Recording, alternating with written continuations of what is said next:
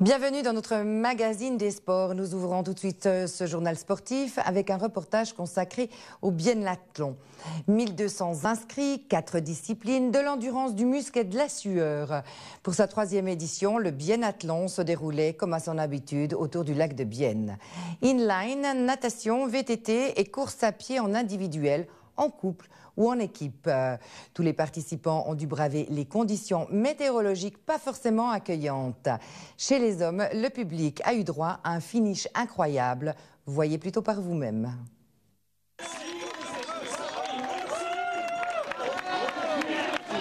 Après plus de 2h50 de course, c'est Samuel Hurtzeler qui s'impose avec un peu moins d'1 minute d'avance sur le grand favori Roger Flisching grâce à un finish incroyable.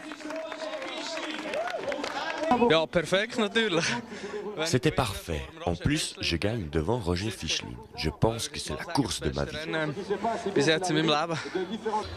En effet, il faut retourner un peu moins de 3 heures en arrière pour comprendre un peu mieux.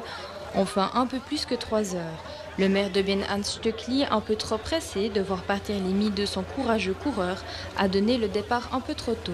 Présent juste à côté, Roger Flisching s'est tout de suite tenu la tête, mais plus de peur que de mal. Non, ce n'était rien de grave. Quand il a tiré, j'étais proche et mes oreilles ont commencé à siffler.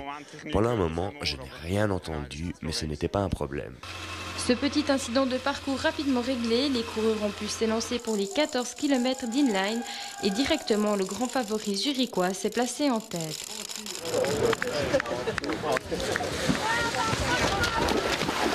C'est le premier maître entré dans l'eau glaciale du lac de Bienne et surtout à être sorti après plus de 15 minutes, passé dans l'eau à 15 degrés Celsius pour parcourir le kilomètre et demi obligatoire et refroidissant déjà quelques participants.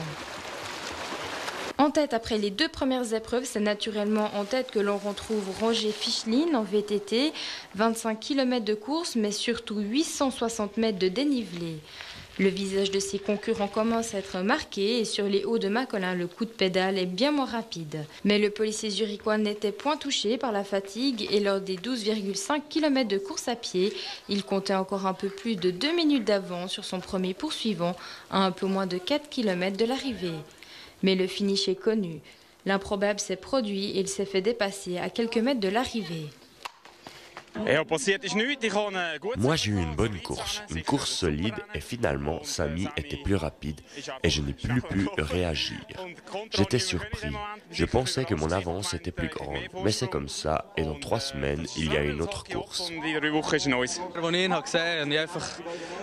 Quand je l'ai vu, je n'ai plus rien ressenti.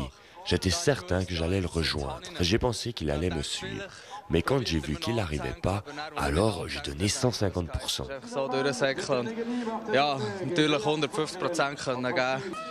Samuel Hurtzeler s'impose pour sa première participation et a noté que le podium est complété par Gabriel Lombrizer qui boucle son biathlon en 2h59.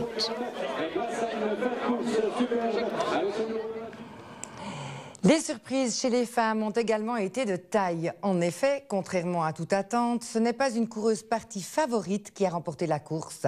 Ariane Luthi de Thun a dominé la course et laissé un rôle de second plan à la gagnante de l'année dernière, Nina Brenn. Après 3h15 de course, c'est la jeune Ariane Luthi qui franchit en première la ligne d'arrivée, avec 4 minutes d'avance sur sa dauphine Nina Brenn. Ah, c'était vraiment une surprise. Je m'ai entraîné très bien, mais on ne sait jamais. La concurrence est très vite, très fort. Alors moi, c'était vraiment une surprise pour moi. Une victoire pour sa première participation. Oui, c'était la première participation ici. J'ai toujours travaillé le samedi les dernières années et maintenant j'ai fait congé aujourd'hui.